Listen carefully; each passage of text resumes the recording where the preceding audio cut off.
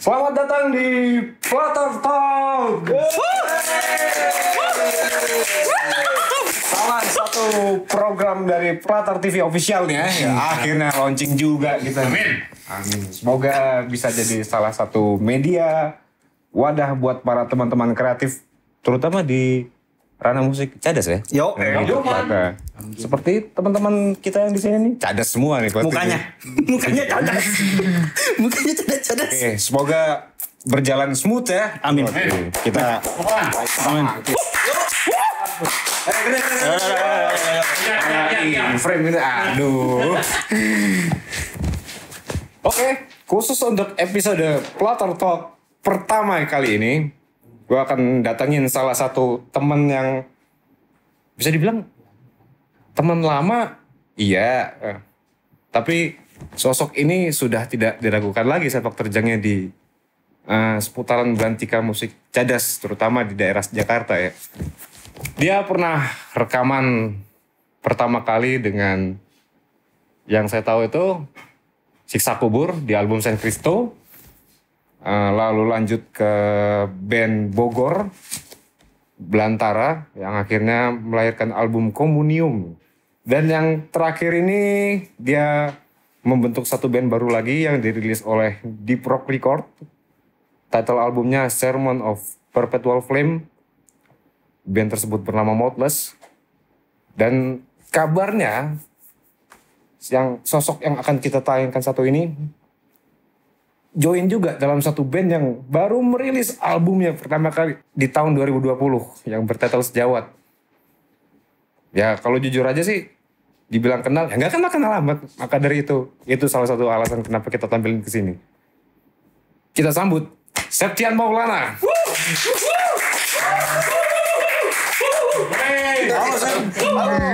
Aduh, sehat Tuhan. Kita pernah kenal sebelumnya? Pernah ya? Kita yang lagi ininya senggol. Oke, silakan Sepsi. Kalau mau minum dulu ya. saya minum dulu ya. Ya. Kopi. Anggap rumah sendiri aja Mas Lan. Karena begini, Fred. Gimana? Friend.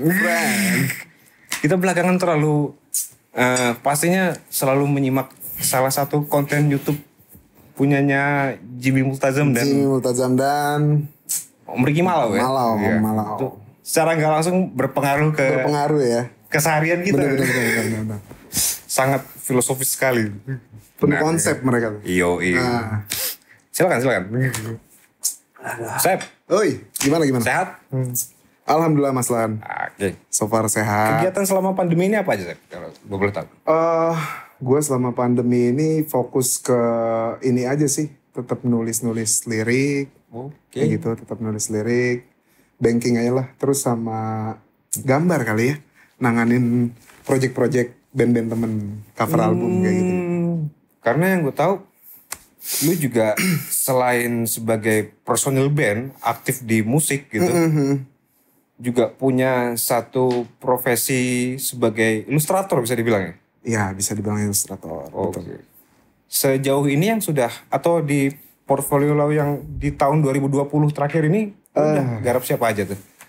Kalau 2020 itu kebetulan si cover albumnya Kausa. Kausa? Bandnya Mr. Bullocks ya. Itu Kausa. Terus siapa lagi ya? Paling kayak kemarin tuh buat cover promotornya Siksa Kubur.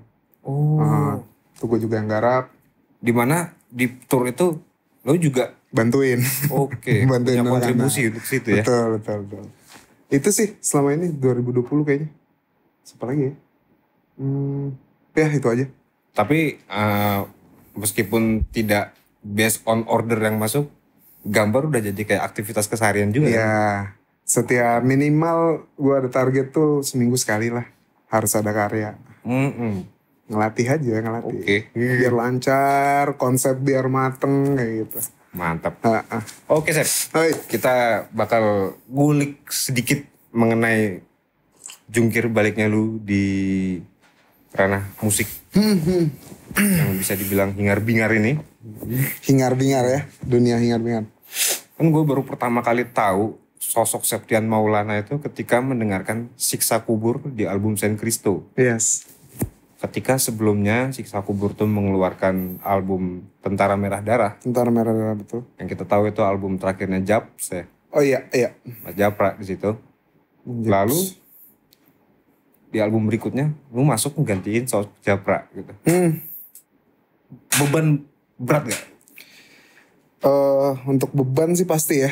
Namanya kita gantiin sosok yang dia sudah lama gitu di band itu gitu. Istilah kalau branding ya udah kuat banget brandingnya lah si Japra gitu.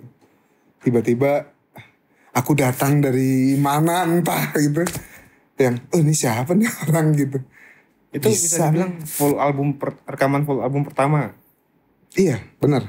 Oh. Di San Cristo kan? Oh iya.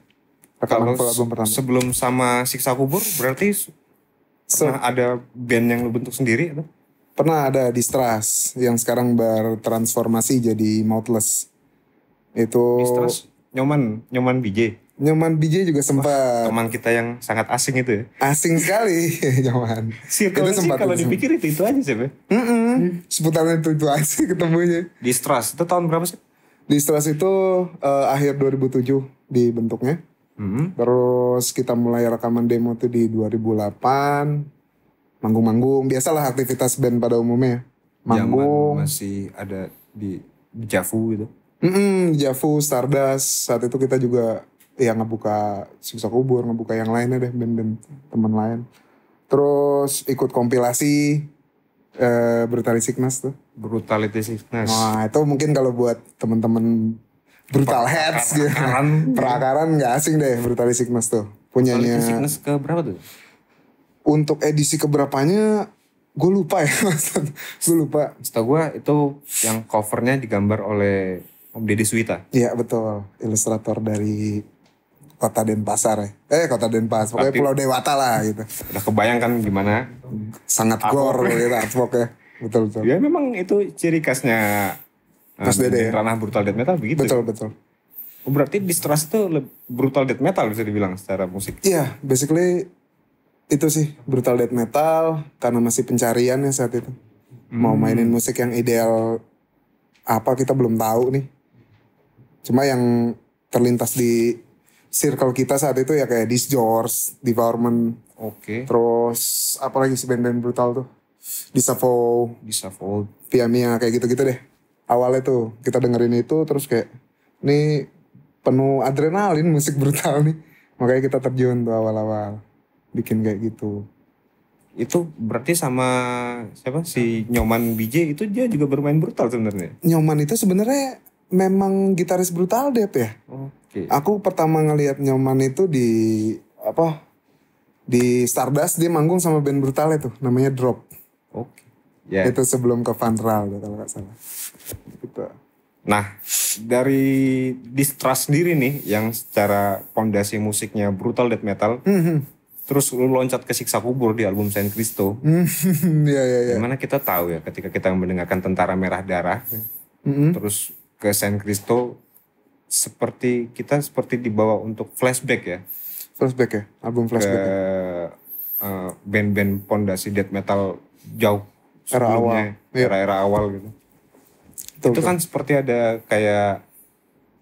bedanya gak sih yang lu rasain pas waktu lu bermain bersama Distrust lalu lanjut ke SK dengan konsep seperti itu? Yang pasti kalau buat beda pasti drastis sih. Karena ya Distrust bisa dibilang yang band yang kita hajar aja deh, mau bikin apa hajar. Oke. Gitu kan, hajar. Mau bikin ini, ya udah bikin kayak gitu kan. Nah, sedangkan di SK tuh yang kayak wah ini gue belum masuk ke ranah ini sebelumnya gitu. Mereka punya timeline yang jelas gitu. Manggung ini, habis ini kita tour. Sebelum lo album lo harus tour dulu nih. Buat penyesuaian ke teman-teman di luar kota. Kayak gitu-gitu. Nulis lirik juga kan? Di San Cristo? Iya. Iya nulis. Nulis lirik. Nah gimana tuh adaptasinya dari Distrust yang image-nya itu brutal. gore, berdarah-darah.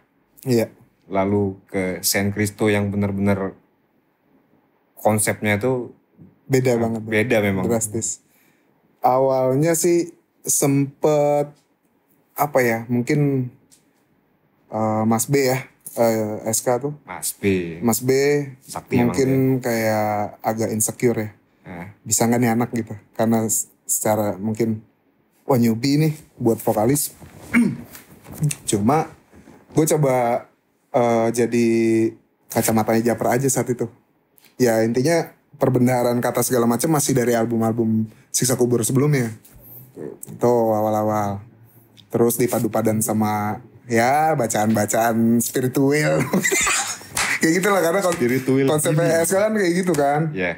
Dari agenda bencana, terus apa agama tameng perang, liriknya bicara sosial isu-isu agama gitu juga kan. Berarti dari pihak SK memang Mas B yang yang menemukan sosok Septian Maulana itu untuk akhirnya menggantikan peran Japra di situ.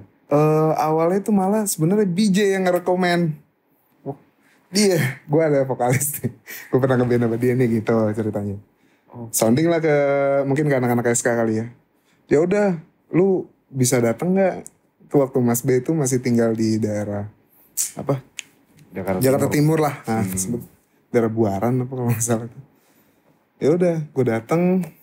Ternyata sebelumnya ada vokalis yang datang juga. Oh gitu. Iya, cuman gue masih ingat Mas B ngomong, kayaknya lu aja deh. Dari lu pertama kali datang lu udah pakai kaos Morbid Angel soalnya. Yang satu pelatih fitness gitu.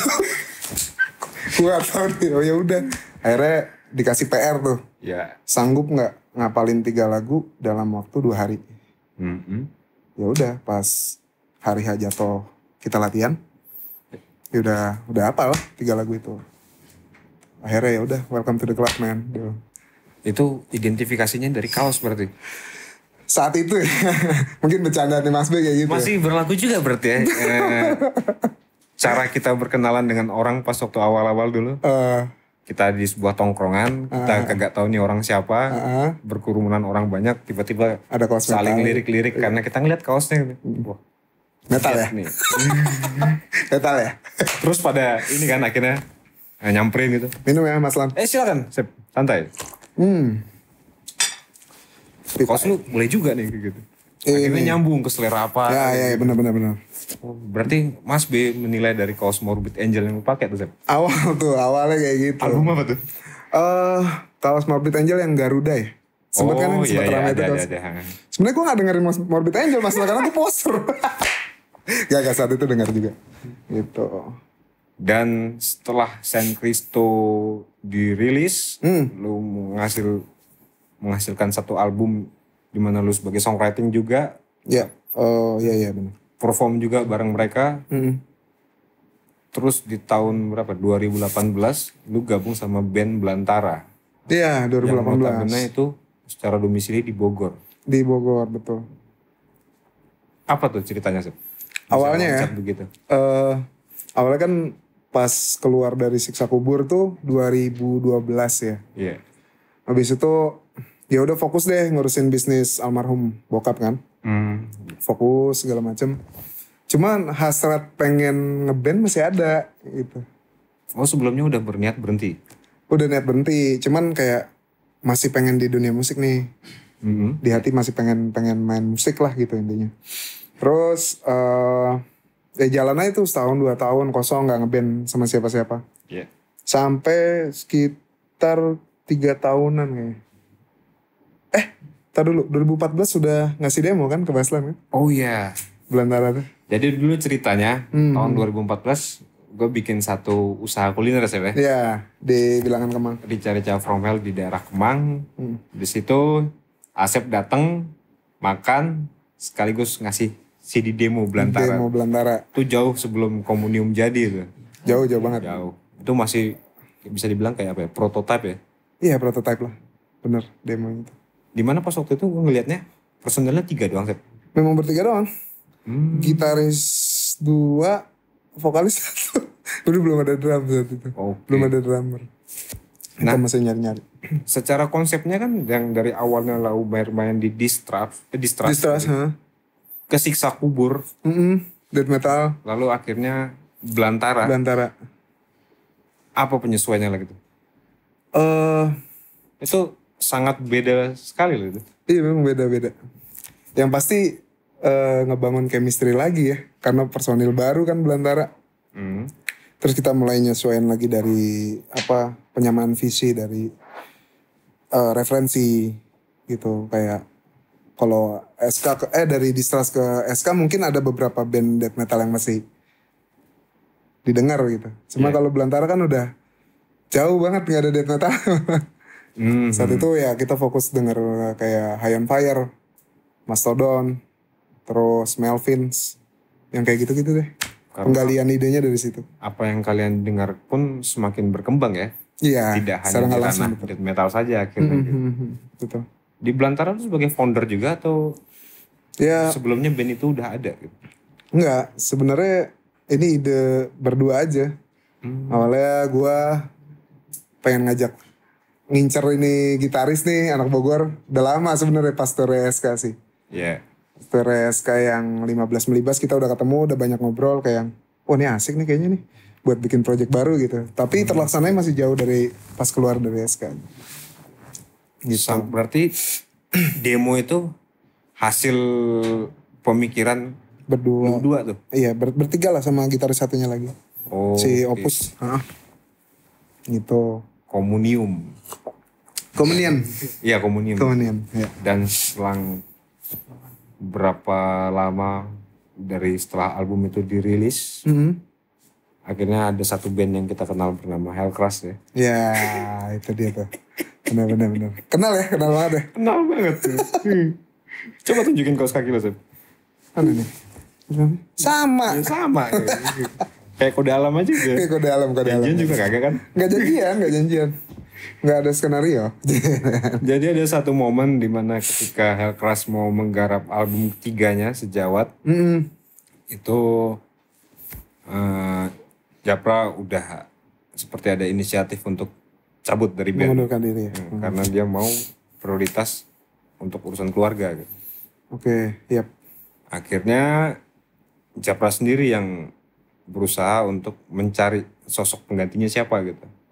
Akhirnya dari Mas Japra tercetus Septian Maulana juga gitu. Iya. Berarti kan ada dua peristiwa terulang lagi kan, di mana saat di SK lu gantiin dia di album San Cristo. Di Hellcrash sekarang lu gantiin dia juga meskipun belum terlibat penuh di penggarapan album. Ya. Betul. Bebannya gimana tuh, Zeb? Kalau ini lebih ke penyesuaian ke personil lagi sih ya. Kan karena bedanya gini ya, kalau gue lihat peristiwanya, ketika lu masuk ke SK di San Cristo, lu masuk ke Siksa Kubur, Japra udah gak ada di situ. Iya. Tapi ketika di Hellcrash, lu masih ketemu nih. Masih ketemu. Dan kita masih sempat featuring satu lagu ya. Selagu di album Sejawat ya, di Rimba Halayak ya. Berarti kan ada proses brainstorming tuh antara Japra dan calon penggantinya saat itu tuh. Lu ketemu langsung sama dia, saya gak mau cabut. Apa tuh? Oh, wejangannya ya. Ya, dan yang lu rasain? Yang pasti sempat kaget sih kenapa dia cabut gitu. Pertanyaannya di kepala itu pertama. Cuman pas dia bilang kayak kayaknya gue gantung mic lah kasarnya gitu ya. Gue gantung mic lah, kalau vokalis gantung mic kan. Ya udah. Tapi kalau ada hal-hal yang lu masih belum paham, dia bilang gitu. Ya. Lu telepon gue aja, kapan aja. Nanti kita breakdown lirik segala macam kayak. Oh. Dia masih yang ngebimbing lah kasarnya kayak gitu. Sangat open for discussion ya. Iya. Sangat bertanggung jawab sih intinya. Sampai dia nyariin vokalis kan? Iya. Nah, itu tanggung jawab sih kalau menurut aku si Japra. Gimana hal seperti itu kalau kita lihat di band-band kawan-kawan kita, keluar aja jadi sisa personilnya yang mencari gitu. Iya. Pusing lagi personilnya. Ini seperti ada serah terima jabatan gitu ya. turun apa ya? Turun rancang. Gila turun rancang. Kayak gitu. Kayak nyambung tokat estafet gitu, legacy. Yes, legacy. Nah, terus dari kita udah tahu tadi Distrust, terus Siksa Kubur, Belantara. Sebenarnya di momen ketika pergantian antara Japs dengan Lausep, kita tuh sempat ada kayak apa ya, eureka momennya tuh, wahnya itu ketika gini nih. Kita kan pernah main bareng di Weekend Metal Battle ya, Oh iya. Iya. di daerah Bandung. Waktu itu gue masih sama Belantara. Bener. Jadi di belakang, di sembari kita nonton di depan tuh, BJ di sampingannya gitu. Ya udah sounding kan. Habis ini nih kayaknya Japra nggak bisa terus buat ngeband gitu. Serius? Terus gimana dong? Kita mau rekaman. Album kita ntar siapa yang ngisi? Kayaknya kalau album dia masih bisa. Cuma untuk pertanggungjawaban album setelah itu kagak bisa nih dia. Oh berarti udah ada bacaan di situ. Terus siapa? Udah ada kandidat belum? Gitu. Pas waktu kita ngobrolin itu di panggung tuh, lu lagi manggung sama Belantara. Oh iya abis itu Hellcrash ya? Belantara, and then Carnival. Taring. Oh Taring ya? Oh ya. Cuma pas waktu pembicaraan itu berlangsung itu, Belantara lagi perform. Oh pas lagi perform. Iya, jadi kayak dikasih jawaban kontan langsung. Siapa beli? Udah ada calon pengganti belum? Tuh. Oh gila tuh. langsung lagi teriak-teriakan spontan. Gokil. Dan kalau pas waktu kita ngelihat dari pas waktu saat lo perform itu, yang kita ragukan sih memang bukan kemampuan bermusik olah vokalnya, bukan itu. Lebih ke terduit kas kita itu beli senar anak-anak logistik gila vokalisnya gede. Dimana hal itu kan udah kita rasain sewaktu Baken ada di Hellcrash kan. Iya, bahkan emang keterlaluan. Iya. Dia turun di Surabaya tuh waktu itu aku inget. Pas waktu masih sama SK nih. Iya sama SK. Aku inget tuh turun. Gila di mobil di Elf gitu, dia udah buka kaca. Tuh soto rame loh. Gila makan. Tuh soto rame. Turun yuk, ayo ngajak aja gue Waslan. Udah tandem deh kalau urusan konsumsi lah. Oke. Iya. Kan kalau slogannya Siksa Kubur ini, band tahan banting. Tidak tahan lapar. Itu ya. Laparan. Memang kalau lapar gak usah ditahan-tahan lah. Gak boleh, jangan ditahan. Yakin ntar. Sakit. Luar biasa. Nah, Sep.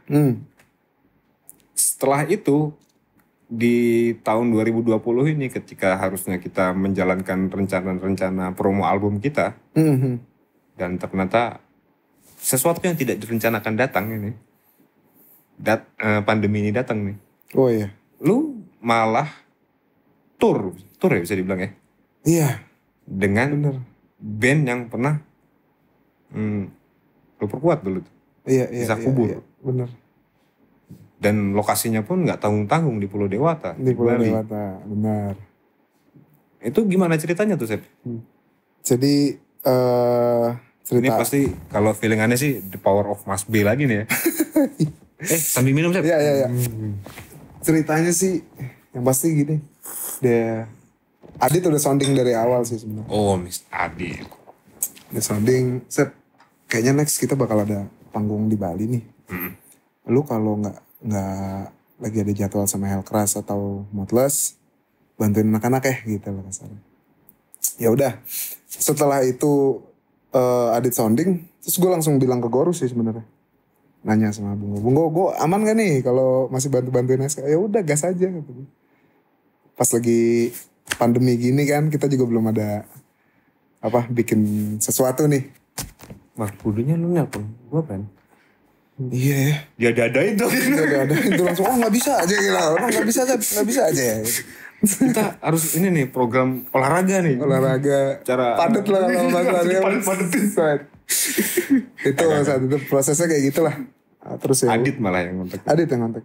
Oh, oke. Habis itu ya udah terjadilah. Cuman dapat 6 titik sih. 6 titik. 6 titik di saat pandemi ini tergolong ya. Estafet lagi itu kan. Tiap hari kan? Enggak tiap hari sih, yang 3 hari sebelum balik itu tiap hari itu dihajar. Oh. Tiap malam main tuh, manggung terus. Sisanya sih 1 harinya kosong. 1 hari kosong. Gitu. Apa experience yang lu dapetin, Sep, ketika manggung di saat pandemi begini nih? Yang secara penonton aja, penontonnya apa sepadat panggung biasanya? Iya. Di Bali kayak gak ada pandemi. Oh, rindu panggung kali ya? Iya kayaknya, di sana kayak yang udah cuek gitu loh. Kayak bodoh ah. Ada yang bilang ya konspirasi lah corona atau segala macam ya. Ya bebas sih asumsi mereka kan. Iya. Cuma gue yang tetap jaga-jaga gitu loh. Kemana-mana. Cuma ngeliat orang-orang nongkrong gitu di bar panjang gitu. Ini nggak ada corona di sini. Gila. Yang gue bingungnya lagi tuh Sep. Ada teman kita dari Bali, satu band keren lah, Trojan. Oke. Mereka merilis satu single ya. Iya betul. Video klip dan single. Dan bikin acara juga, Hellion Fest. Hellion Fest di Hard Rock. Itu kalau nggak salah acaranya tuh berlangsung pas waktu bertepatan dengan SK lagi tour di sana juga kan? Yep, betul. Berarti nonton dong ya? Nonton, datang. Nah, kerumunan di Hard Rock gimana? Rame. Rame aja udah kayak nggak ada ini. Cuma ya ke media mungkin ya agak sempat ada kayak yang jangan terlalu di blow up lah ke media. Gitu. Oh iya, berarti ini yang bagian ini jangan terlalu di blow up nih. Begitu kita ngobrol, volumenya dikecil. Ya gitu lah pokoknya. Sampai orang dengerin pakai earphone ya dimasuk-masukin. Gitu rame banget sih pas Trojan tuh. Seru. Ada rasa kangen orang terhadap panggung pertunjukan kali saya bilang. Ya, tepat setelah sekian berapa bulan ditiadakan. Bahkan di momentum yang sama pas SK lagi tour, gak lama keluar flyer kan, Tartar Junior juga tour ke Bali tuh. Iya, gue lihat. Nah kita sempat satu stage lah di The Bulls nama kafenya. Itu bareng sama Tartar, acaranya Tartar. Main bareng gitu sama mereka. Oh, Skala Cafe berarti itu? Iya, yang di sana rame tuh kayak warung musik kayak gitu-gitu. Okay. Bar kecil kayak gitu-gitu. Kalau stage gede belum ada. Cuma yang gue pernah lihat itu pernah ada panggung gede tuh sebelum tour ini ya. Yeah. Navicula tuh sempet. Jadi di acaranya itu mobil-mobil parkir gitu. Stage besar. Pas pandemi. Navicula manggung bareng siapa gitu. Sempet rame itu di Bali. Itu selama 6 hari berapa? Titik manggungnya 6 titik. 6 titik, betul. Berarti lu ngabiskan waktu berapa lama tuh di Bali? 2 minggu. 2 minggu? 2 minggu di Bali. Terus lu balik, kelarnya tour lu balik ke Jakarta, panggungan kagak ada. Ya, meratapi. Di rumah lagi. Dirokok lagi. Terus ada WhatsApp lagi, Sep di mana? Di rumah, gue meluncur. Pus lagi. Gila Jakarta. Tapi memang katanya diperpanjang lagi ya. Iya. Untuk ini nih sekarang. Ya, namanya kebijakan bisa berubah-ubah. Cuma kagak ada yang bisa membendung. Konsep berarti memang harus dibutuhkan. Iya betul itu. Yang membentuk kreativitas tuh kagak bisa dibendung cuy. Ngalir aja terus. Ngalir terus ya. Buktinya yang gue lihat belakangan ini Instagram lu muatan Rima itu berubah konsep sekarang kan. Ya. Portfolio lu sebagai anak bandnya tuh berkurang. Hilang malahan ya. Hilang. Malah lebih ke artwork apa yang lu kerjain kayak gitu. Dan terus dengar kabar, bukan dengar kabar tuh hasil pembicaraan kita belakangan nih. Ada wacana lu juga bakal bikin sebuah pameran. Iya benar, pameran. Bareng dengan siapa teman kita tuh? Si Litong. Betul. Terrealisasi apa enggak tuh? Itu kayaknya mundur lagi sih pamerannya. Karena kan ngeliat kebijakan sekarang nih di Jakarta kayak nggak mungkin deh ngadain event off air gitu. Oh. Nggak mungkin ya. Niatnya kan off air kan pamerannya. Berarti yang apa namanya? Ada komunitas para ilustrator sendiri gitu. Oh, kebetulan ini yang kan kalau lu sama Litong kan gue tahu ranahnya musik sama-sama nih. Kalau ini bukan komunitas sih sebenarnya Mas. Jadi lebih ke? Basicnya idenya tuh berangkat dari anak-anak South House nih. Ya itu sebenarnya musik lah ya, South House ya, musik, komunitas musik. Cuma kita bikin apa nih kalau virtualan agak susah, segala macam susah. Kenapa enggak pameran? Tercetus ide seperti itu. Ya akhirnya udah sempat dikumpulin beberapa teman-teman ilustrator. Mereka udah oke, berangkat. Kabar pandemi ini lagi kan. Rame lagi nih masalah COVID. Kayaknya nggak mungkin deh kita postpone. Ditambah salah satu tim di Southhouse ada yang terkena dampak. Oh. Ya udah akhirnya kita hold dulu. Itu pamerannya. Nggak tahu kapan sih terrealisasi jadi. Tapi harus terjadi lah intinya. Tapi memang harus terjadi sih. Pas waktu gue datang ke rumah lu, Sep, ngeliatin hasil gambar-gambar yang dipajang di tembok gitu. Iya. Nggak tahu ya kalau secara prosesnya, cuma seperti apa ya? Ada sesuatu yang nggak bisa dideskripsikan secara kata, tapi lu tuanginnya secara visual gitu. Ya, betul. Itu deh karya teman-teman. Itu ini aja kalau katanya apa? Analisa Anabel. Analisa gembel. Analisa gembel. Anabel tuh band ya? Iya gitu. Nah, terus. Wah, panjang nih pembahasan. Terus lanjut. Kita lanjut. Lu mulai gambar kapan, Seth? Sekolah kah? Atau emang bener-bener nyentuh pensil dan kertas ya? Iya. Itu SD sih sebenarnya. Bukan. Kalau itu kan dalam tahap belajar. Fokusnya ilustrasi gitu ya? Iya. Mulai fokus di bisnis ilustrasi itu di 2009. Sedangkan sebelumnya kuliah itu juga? Kuliahnya berbeda, periklanan. Oke. Ya masih itulah, bisa sambung-sambungkan. Sambung-sambungkan lah. Ada lah itu ilustrasinya ada dikit. Betul. Itu 2009. Sempat yang aktif banget itu tahun itu. Yang maksudnya interview desain, terus ngejual karya ke band-band US, band-band brutal tuh. Kayak band brutal. Iya, Insidious Decrepancy, band satunya Viral Load. Aku dipakai sama dia tuh. Ya, Sean Whitaker bukan ya yang botak gitu. Benar, Sean Whitaker. Dan Putrid Pile. One man band. Lagi-lagi one man band, Putrid Pile gitu, sempat jual juga ilustrasi ke mereka. Gitu. Tapi berarti kalau secara fondasi musik, lu berangkatnya dari Brutal Death Metal.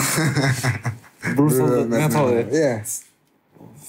Dari mana tuh sih? Tongkrongan SMA. Oh sebenarnya kalau berangkat banget ya, dapat referensi dari teman-teman SMA tuh awalnya malah kayak Misfit. Punks. Era itu yang 2006-2007 lagi naik metalcore lah ya. Standar 2006-2007 seperti apa? Sliding? The Black Dahlia Murder. Oke. Kayak gitu-gitu lah. Lagunya masih Contagion ya? Iya, Contagion benar. Era-era itulah YouTube juga belum ada orang yang niat bikin video di YouTube saat itu. Pasti video band-band aja kan. Ya niatnya, level niatnya pada saat itu. Iya benar. Itulah pokoknya. Misfit banyak. Terus apa lagi ya? Band-band hardcore kayak Madball kayak gitu-gitu sempet. Riker sempet lah dikasih referensi kayak gitu. Cuma yang masuk ya kenapa death metal ya? Kayak Decide gitu awal-awal itu. Oh yang gitu yang masuk malah. Iya, Floridaan. Florida Death Metal. Ada pengaruhnya ke lu sebagai songwriter kah? Atau sebagai pengisian rima-rima kata untuk vokal? Ya jelas sih. Glenn Benton tuh sangat mempengaruhi ya Glenn Benton ya. Kenapa nggak main bass juga, Seb? Waduh. Gimana jadi basis? Enak gak? Seru. Enak aja sih. Enak aja ya. Cuma kalau sambil nyanyi susah juga emang. Nah itu mungkin kendalanya itu tuh. Kayak gitu. Jadi kayak Glenn Benton mempengaruhi dari karakter vokal sih. Tapi emang keren sih. Emang keren, gagah gitu. Pertama kali kan lihat klipnya yang itu tuh, Scars of the Crucifix. Scars of Crucifix. Wah anjir. Yang gitarisnya masih siapa? Udah Jack Owen ya itu ya? Udah Jack Owen. Bukan Hoffman Brother ya? Iya udah Jack Owen deh kalau nggak salah. Botak. Dari Cannibal kan, dari Cannibal. Itu ngeliat itu terus juga ngeliat Decide dijadiin soundtrack game saat itu. Gue masih main game PlayStation 1 kalau nggak salah tuh. Terus ada soundtracknya Decide gitu. Wih anjir, Decide masuk sini. Gokil sih saat itu. Berarti emang lu itu born to be death metal guys fucking now.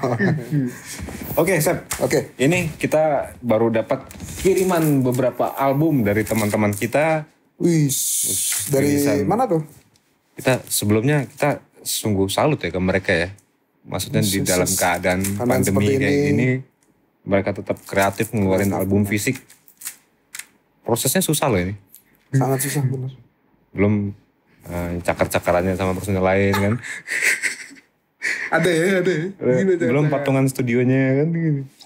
Makanya dengan adanya mereka ngirimin kayak gini nih sebenarnya ya amaze juga. Kita bakal review satu persatu nih. Ini ada Valley of Sin. Ini band dari... Apa? Valley of Sin? Sin. Oke. Band ini kalau dari... Lu pasti paham lah. Oh. Kalau dari artworknya ini... Udah tahu kan nih. Siapa? Genrenya apa? Oh yes. Valley of Sin. Brutal death metal? Brutal death metal. Atau gore grind? Iya. Ini rilisan dari Eincarth Record. Kalau record labelnya sih Jakarta nih. Oh Jakarta. Iya. Nah ini kita dengar dulu Valley of Sin. Fuck.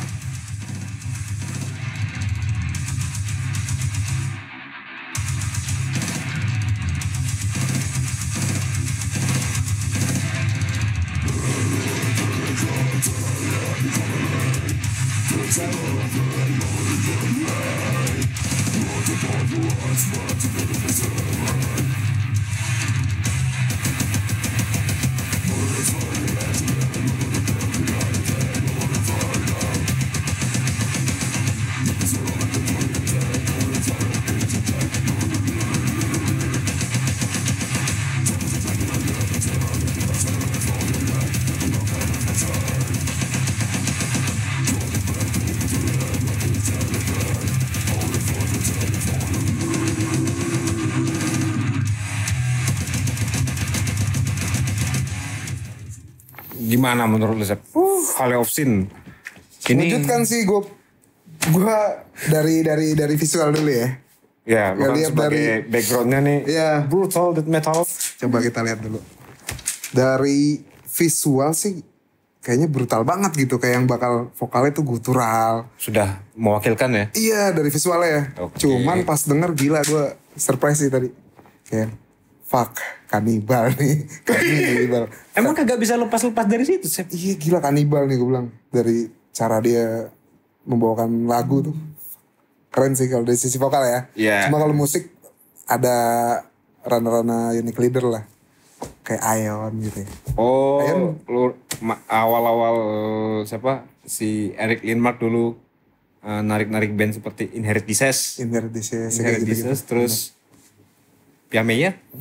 Piamia mungkin agak berbeda kali ya. Dan secara soundnya pun lebih kekinian ya, Sep? Iya lebih kekinian ini. Tapi menurut lo keren lah ini ya. Ini keren. Keren. Lu terakhir kali gambar artwork kayak gini kapan, Sep? Wah sudah lama. Udah lama. 2009. 2009. Lu pernah gak sih datang ke kalau dulu posisinya masih calon mertua kayak gitu tuh? Datang ke rumah dengan Pakaian yang berdarah-darah gitu. anggaplah kaosnya Cannibal Corpse album Butchered at Birth. Aduh. Kayaknya Kan kosong. belum sih, belum pernah. Coba sekali-sekali, Sep. Pasti kaget sih menurut gue. Belum sih, belum. Ketika udah gak ada pilihan, wah kaos tinggal adanya ini nih. Jadi kayak saltum. Aduh, kacau. Ya, salah satu demo dari Valley of Sin bisa kalian dapetin Eincarth Record. Canggih nih bandnya canggih. Canggih. Tahun 2020 ini meskipun panggungan sepi bisa dibilang, tapi nggak mematahkan semangat mereka buat teman-teman ini. rilis. Ini keren loh ini band dari luar Jakarta ya, dari Luar Jakarta, dari mana Sulawesi. sih? Oh Sulawesi. Iya, si Valley of Sin tadi ini. Ya. Cuma emang record labelnya Jakarta, Eincarth Record itu. Ya, semoga sukses terus buat Valley of Sin. Valley of Sin. Dan buat record labelnya bakal menemukan talent-talent berbakat lainnya yang bisa menjadi wadah ya. buat para band-band selanjutnya buat merilis karya-karyanya dalam bentuk fisik ya. Karena sekarang ini gimana? Animonya lebih banyak ke, meskipun lebih banyak digital ya. Cuma peran fisik menurut lu tetap penting gak sih? Penting banget. Itu alasannya kenapa band lu ini, si Mouthless ini, tetap rilis mengeluarkan rilis fisiknya tuh. Meskipun itu berarti jatuhnya apa tuh? EP kah? EP album. Under Deep Rock, Deep Rock Music. Ya. Mr. Budi ya. Mr. Budi from Deep Rock. Pak Budi Ya, itu Deep emang Rock namanya. salah satu orang yang berjasa juga tuh. Yes. Tapi dia masih ada nggak di Blok M tokonya? Dia udah pindah ke rumahnya sekarang. Daerah Bintaro ya. Bintaro ya masalah. Suatu saat dia harus ada di sini nih. Wah, Banyak yang bisa Pak Budi kita kulik ini dari Pak Budi nih. sinyal undangan dari tim Pelatar.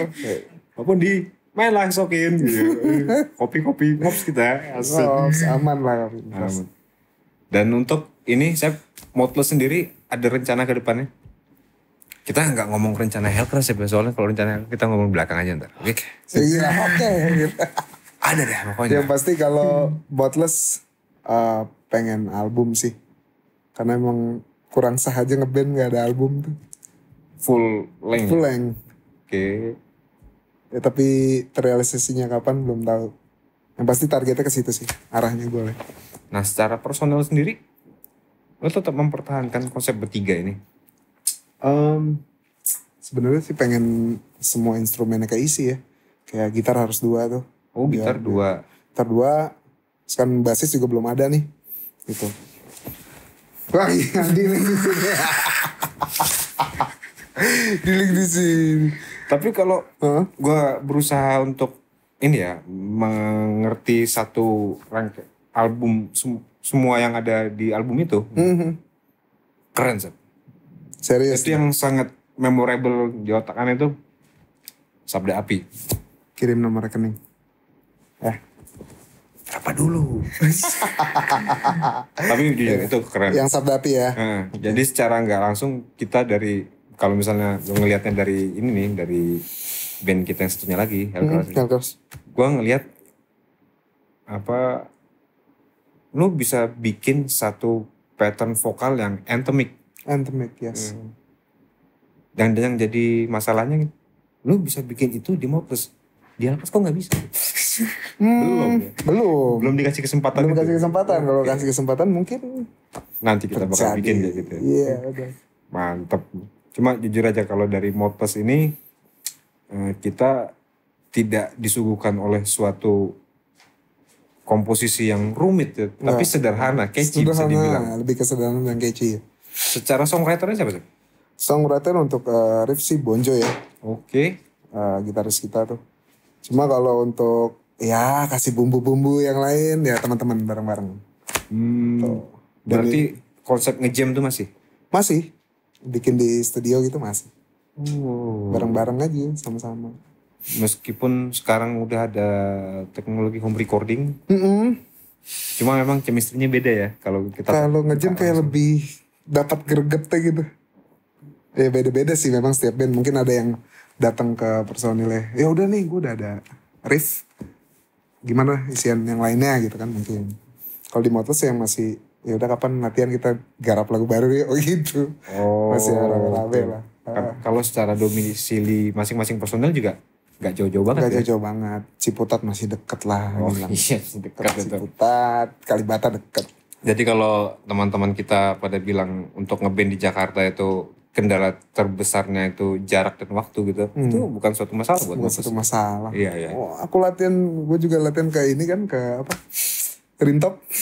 Pondok Bambu. Pondok Bambu itu lumayan dekat. Dekat. Pulang jam 2 malam jabanin ya. Demi band. Demi band gak masalah. Iya, meeting di Kosambi berangkat. Berangkat. Gitu ya. Tetap. Emang Asep sangat militan sekali dari dulu. Sejak era distrust, siksa kubur, nggak rugi Mas B gembleng sampai gini. Jadi bengal. Tapi Adit digembleng jadi kurus lah, kok jadi gemuk aja sih. Nah, itu gimana ya? Itu susunya cocok. Oke. Siap. Mantap. Sep. Oke. Nih di akhir waktu. Oke.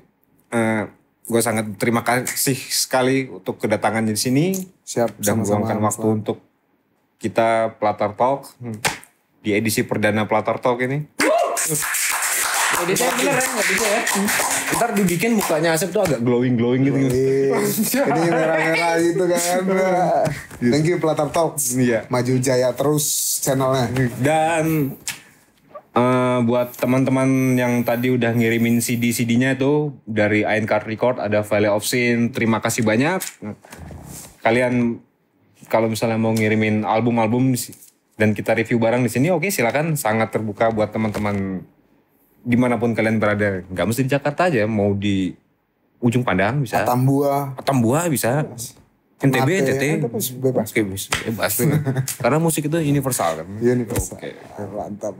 Oke, Sep. Siap. Terima kasih banyak untuk waktunya. Thank you Sukses juga. selalu buat Mouthless. Thank you. Sukses selalu buat kita semua. Mouthless juga. Kita berjumpa kembali di edisi Platter Talk berikutnya. Selamat siang, selamat malam, selamat pagi, kapan kalian. Selamat.